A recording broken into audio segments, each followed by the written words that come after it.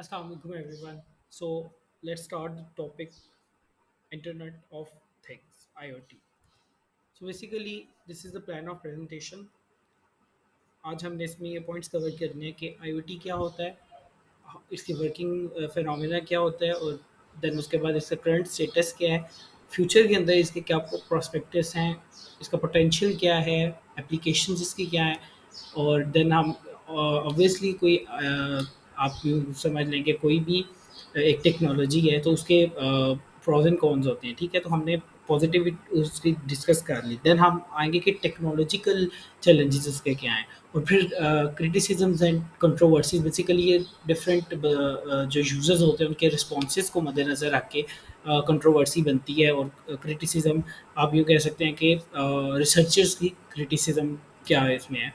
चलिए आईओटी के अंदर डिस्कस करते हैं। Basically IoT is the network of physical objects or things embedded with electronics, software sensors and network connectivity which enables these objects to collect and exchange data.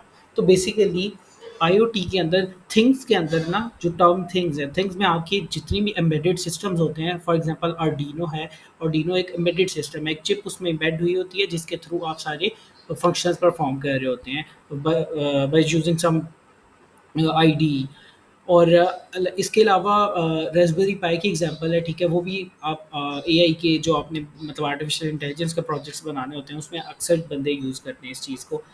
अब जो term word में देखा जाए तो एम्बेडेड विद इलेक्ट्रॉनिक्स, तो मतलब कोई ना कोई उधर उस वो चिप होती है जिसका सॉफ्टवेयर, अब उसमें आप क्या करते हो कि उस चिप को किसी सेंसर से अटैच करते हो, ठीक है? फॉर एग्जांपल अगर आपने हार्ट बीट सेंसर बनाना है, मतलब हार्ट बीट सेंस करने के लिए डिवाइस बना रहे हो, तो आपको उस चिप के साथ या उस जो सर्किट बोर्ड होता है उसके साथ आपको कुछ सेंसर करना होगा जो सेंस करे।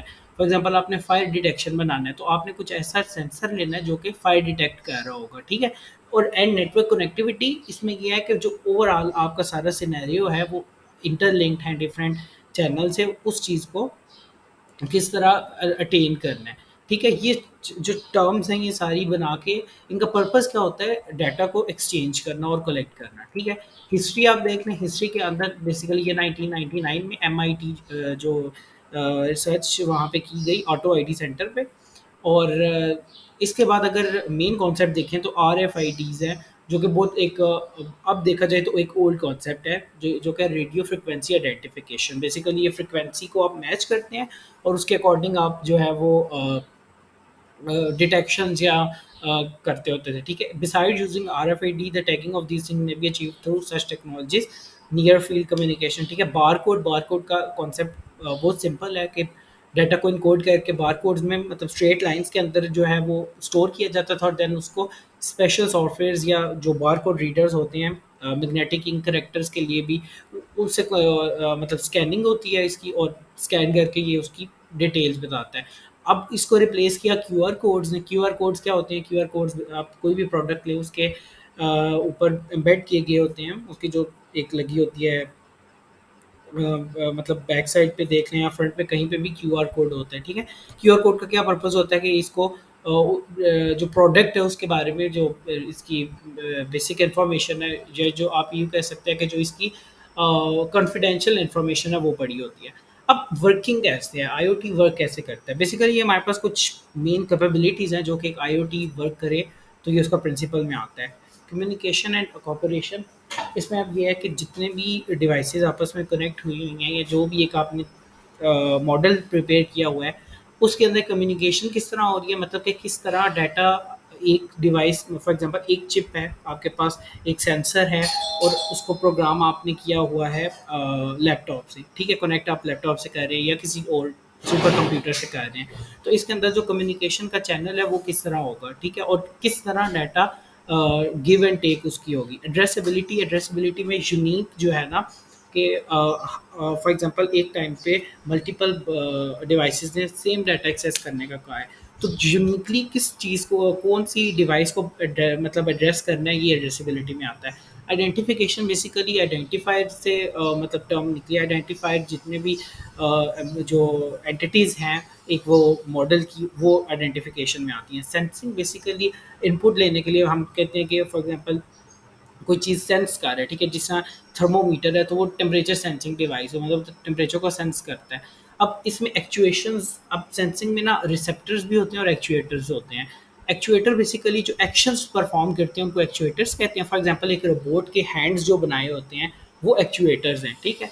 और इसको और जो रिसेप्टर्स का कॉन्सेप्ट है, रिसेप्टर्स बेसिकली इंफॉर्मेशन रिसीव कर रहे हैं, परसेप्शन हो रही है उसमें, तो वो ये कॉन्सेप्ट है एक्चुएशंस और उसका रिसेप्शन का। आगे एम्बेडेड इंफॉर्मेशन प्रोसेसिंग के, एम्बेडेड में जो भी आपने एम्बेड की हुई है चिप, उसकी आगे इंफॉर्मेशन किस तरह करना है। लोकलाइजेशन में बेसिकली पाथ है कि किस पाथ के थ्रू, किस चैनल के थ्रू आप उसको एक मतलब एक मेन जो जहाँ पे आपने मतलब आपका अटैच हो रहे हैं सारे सिस्टम, उस पे आपने रन कैसे करना है। यूज़र इंटरफेस में आपकी इंटरफेसेस आ जाती हैं।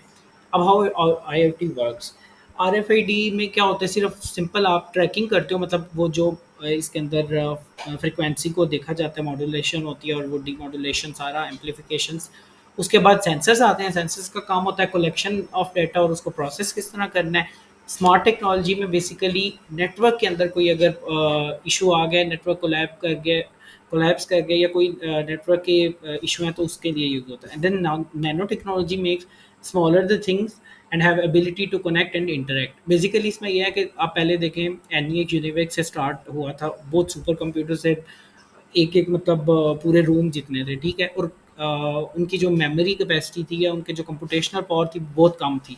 लेकिन अगर आज देखा जाए तो आज माइक्रो प्रोसेसिंग का दौर है। छोटी से छोटी एम्बेडेड चिप सर्किट्स हैं जिनकी कंप्यूटेशन पावर उससे कई ज़्यादा है, ठीक है। स्ट्रक्चर आ जाता है। स्ट्रक्चर में आप नाम देख लें, टैगिंग है, tags, real time item traceability and addressability. Traceability में वही ट्रेस करते हैं आप उसको using the, for example mobile अगर आपका गुम हो गया, कोई चीज़ ऐसी गुम हो गई जो लोकेशन से आपकी कनेक्ट हो, तो टैगिंग करते हैं, मतलब ये जो उसकी फ्रीक्वेंसी जनरेट करते हैं, जब जैसे ही वो मैच करे तो आइडिया मतलब थोड़ा आइडिया हो जाता है किस जगह पे है। फीलिंग थिंग्स, अब देखें सेंस करना एक फील है, ठीक है। तो सेंसर्स का काम क्या, ये एक फील मतलब एक फील इसमें होती है कि acts as primary devices to collect data from the environment, ठीक है। अगर कोई हीट टेम्परेचर बेस्ड सेंसर है तो उसका काम होगा कि हीट को ऑब्जॉर्व करना और बताना कि कितना टेम्परेचर है। अगर कोई हार्ट बीट से रिलेटेड चीज़ है तो उसका ये है कि वो हार्ट बीट का बताएगी कितनी है। श्रिंकिंग थिंग्स में मिनिचराइजेशन एंड नैनो टेक्नोलॉजी, बेसिकली इसके अंदर वही कॉन्सेप्ट है कि चीज़ों को स्मॉलर इन साइज़ और कंप्यूटेशन पावर उनके करना ज़्यादा करना। थिंकिंग थिंग्स के अंदर बेसिकली एम्बेडेड इंटेलिजेंस है या आर्टिफिशियल इंटेलिजेंस भी आप कह सकते हैं। इसमें बेसिकली ये चीज़ें चैलेंजेस देखने होते हैं कि ह्यूमन और कंप्यूटर की जो इंटरेक्शन है उसमें मतलब वो क्या इन द एंड आपने जो है बेसिकली एआई या एम्बेडेड सिस्टम का हमारा पर्पस ये होता है इंटेलिजेंस का कि जो हम लोग खुद डिसीजन ले रहे हैं वो मशीन्स ने, मतलब मशीन की ह्यूमंस के साथ इंटरेक्शन हो, ठीक है। और लेकिन वो ऑटोनोमस हो। ऑटोनोमस वो होता है कि जिनके अंदर पावर होती है, ये कैपेबिलिटी रखी होती है कि वो फॉर एग्जांपल एक हम बनाते हैं कार ऑब्स्टेक, मतलब उन उसने ऑब्स्टेकल्स को करना है, मतलब उनसे बचना है, ठीक है। तो उसमें ये सेंस हमने इम्बेड करनी है उस, मतलब उसमें जो चिप होगी उसके उसके अंदर हमने ऐसी प्रोग्रामिंग करनी है कि उसको पता हो कि आगे ऑब्स्टेकल आ रहा है, ज़ाहिर है एक कैमरा सेंस होगा, कैमरे से वो सेंस करेगा कि आगे कोई चीज़ है, तो उससे मूव करना है। जो ये मतलब अगर वो मूव कर जाता है तो इट मीन्स कि वो थिंकिंग थिंग्स पे वर्क कर रहा है, अगर नहीं करता तो वो इस पे फेल हो जाएगा। आगे हमारे पास करंट स्टेटस है और कुछ फैक्चुअल डाटा है। आगे IoT is network of networks. अब देखें जितने भी नेटवर्क्स हैं, ठीक है, जितने भी बिजनेस डेवलपमेंट कंपनीज हैं वो सारी आईटी पे बेस्ड कर रही हैं, ठीक है। देन हम आगे देख लेते हैं कि unlock the massive potential of IoT. IoT किस तरह से रिप्लेस कर रहे हैं या एक न्यू डोर सक्सेस के ओपन कर रहे हैं। इम्प्रूव परफॉर्मेंस, बेसिकली ओल्ड जो हमारे पास सिस्टम्स है वो ज़्यादातर मैनुअल सिस्टम्स हैं। अगर मैनुअल नहीं भी है, मतलब अगर कंप्यूटर बेस्ड भी है, तो उनकी वो परफॉर्मेंस नहीं है जो कि एक एम्बेडेड सिस्टम या वो आर्टिफिशियल इंटेलिजेंस को इंड्यूस करने से होंगी। कॉस्ट रिड्यूस है क्योंकि ज़्यादातर ओपन सोर्स प्रोग्राम्स होते हैं जिनको हम यूटिलाइज करते हैं, तो कॉस्ट भी हम मार्केट आज कल जो रिसर्चर्स इन चीज़ों पे बेस कर रहे हैं कि मिनिमल कॉस्ट के अंदर एक अच्छा प्रोडक्ट लॉन्च करें। क्रिएटिव इनोवेटिव सर्विसेज, इसमें ये चीज़ है कि अब इनोवेशन है, बिल्कुल आईटी जहाँ भी इन्वॉल्व होगी वो इनोवेशन क्रिएट करेगी। न्यू रेवेन्यू स्ट्रीम, अब रेवेन्यू स्ट्रीम क्या है कि एक मतलब एक अलग बिजनेस फील्ड और मतलब एंटरप्रेन्योरशिप के ये मतलब टाइप आ गई है। एप्लीकेशन में हमारे पास बिल्डिंग एंड होम ऑटोमेशन है, जिससे हमारे पास कंप्यूटर एडेड डिज़ाइंस होते हैं। हम 3D मल्टीप्लेक्सिंग और ये सारा करके उसको डिज़ाइन करते हैं, एक पूरे घर का इंटरनल इंफ्रास्ट्रक्चर है एज वेल एज उसका एक्सटर्नल जो बनाते हैं। मैन्युफैक्चरिंग के अंदर कंप्यूटर एग्जाम मैन्युफैक्चरिंग आती है, इसके अंदर कैम भी कहते हैं उसको शॉर्ट फॉर्म में। इसमें ये चीज़ होती है कि आपकी जो मैन्युफैक्चरिंग है ना, जो आपका बना रहे हो आप, फॉर एग्जांपल रोबोट्स हैं और ये जितने भी हैं कार इंडस्ट्रीज होती हैं या इस तरह, तो बड़े बड़े मतलब काफ़ी वजनी और को एम्बेड करना होता है, आपस में ड्रिल करना होता है, तो ये सारी चीज़ें कंप्यूटर्स के थ्रू, रोबोट्स के थ्रू कराई जा रही हैं।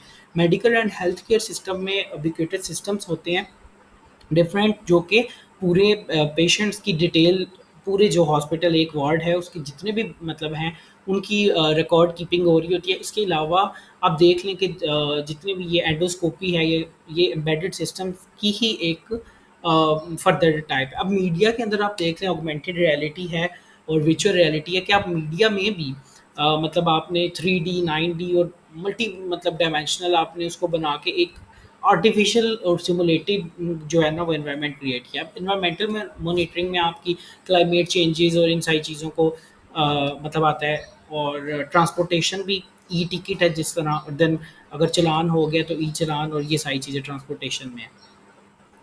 इसके अलावा वेस्ट मैनेजमेंट जो होता है उसको किस तरह से अब किया हुआ है कि स्टेप वन क्या है कि एक सेंस वो करेगा लाउड रेंज का, और वो क्लाउड कंप्यूट जो हमारे पास एक मतलब एक डेटाबेस है, उधर हमें एक आ जाएगा कि ये इशू है, ठीक है। नेक्स्ट आगे वो जनरेट सिग्नल्स जनरेट करेगा कि garbage can with active sensors, then garbage track, उससे ट्रक्स जो हैं वो डाटा कलेक्ट करेंगे, और देन वो आगे जो रिसाइक्लिंग प्लांट में है, जो कि मैन्युफैक्चरिंग प्लांट के लिए है, वो उधर जाएगा। जो हेल्थ वाले चीज़ों के लिए जो मतलब जिस डोमेन में उनका काम होगा उधर उधर पहुंचाना काम है। आगे sensors in the even in the Holi cow, अब जितनी मतलब जिस तरह पेट्स होते हैं ये सारे, उनके का मतलब कान में या मतलब बॉडी पार्ट के साथ एच किए जाते हैं, उनका प्रॉपर। अब इसमें जो एग्जांपल है हमारे 200 मेगाबिट बाइट्स पर सेकंड, सॉरी पर ईयर, वो डाटा स्टोर करते हैं।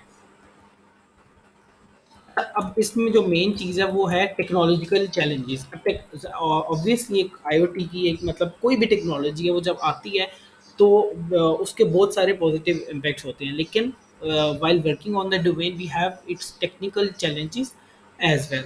सो स्केलेबिलिटी और का प्रॉब्लम इशू इसमें हो सकता है। टेक्नोलॉजिकल किस जो स्टैंडर्डाइजेशन है, मतलब किस टेक्नोलॉजी को रिप्लेस कर रहा है और वो किस लेवल पे या किस स्टैंडर्ड पे खड़ा हुआ हुआ है, उसके क्या एस ओ पीज़ हैं उसको यूज़ करने की, ये सारी चीज़ें आती हैं। इंटरऑपरेटिबिलिटी में ये चीज़ें आती हैं कि आप एक जो सिस्टम है आपका उसके अंदर आपकी मल्टीपल डिफरेंट जो है डिवाइसेस इंटरकनेक्ट होती हैं, ठीक है। तो ये आपस में इंटरकनेक्ट डिपेंडेंट भी होती हैं, अगर एक फेल कर जाए तो सारी चीज़ें फेल हो जाती हैं। डिस्कवरी है, ठीक है। देन सॉफ्टवेयर कम्प्लेक्सिटी, ऑब्वियसली जब आप बिग डाटा के साथ मैनेज कर रहे होगे तो आपकी सॉफ्टवेयर कम्प्लेक्सिटी इंक्रीज होगी, ठीक है। डाटा वॉल्यूम, अगेन वही बात है, ठीक है। Interaction and short range communication, इसके अंदर आपकी टोपोलॉजीज़ भी और वो सारी चीज़ें आती हैं। वायरलेस कम्युनिकेशन है, और फॉल्ट टॉलरेंस के अंदर ये है कि मशीन्स भी क्योंकि ह्यूमन होती हैं, इसमें इनकॉपरेट कर रहे होते हैं, तो इसमें भी इश्यूज आ सकते हैं। द बिग डाटा का क्रिटिसिज्म एंड कंट्रोवर्सीज क्या हैं, बेसिकली इसमें परफॉर्मेंस कंस्ट्रेंट्स आ सकते हैं, फंक्शनल और नॉन फंक्शनल दोनों चीज़ें। प्राइवेसी है सबसे ज़्यादा इंपॉर्टेंट चीज़, सिक्योरिटी है, ऑटोनॉमी कंट्रोल है, सोशल कंट्रोल है, पॉलिटिकल मैनिपुलेशन है, डिज़ाइन है। देन मतलब एक आप सॉफ्टवेयर है तो उसका एनवायरनमेंट पे क्या इम्पैक्ट आएगा, ठीक है। तो ये एनवायरमेंटल इम्पैक्ट्स आ जाते हैं। इन्फ्लुएंसेस हैं। अब इन्फ्लुएंसेस के अंदर बेसिकली क्या होता है कि जो बीइंग पर्सन ना, हम इस चीज़ का जो हमारी होती हैं सोसाइटी के नॉर्म्स होते हैं, ठीक है, उनके मॉरल एथिक्स हैं या नॉर्म्स हैं, उन चीज़ को हम मद्देनज़र रखते हैं। लेकिन जितने भी एम्बेडेड सिस्टम्स या रोबोट्स होते हैं वो इन चीज़ों की तरफ मतलब उनमें ये सेंस नहीं होती, ठीक है। तो ये चीज़ जो है एक एथिकल इशू भी क्रिएट कर रही है।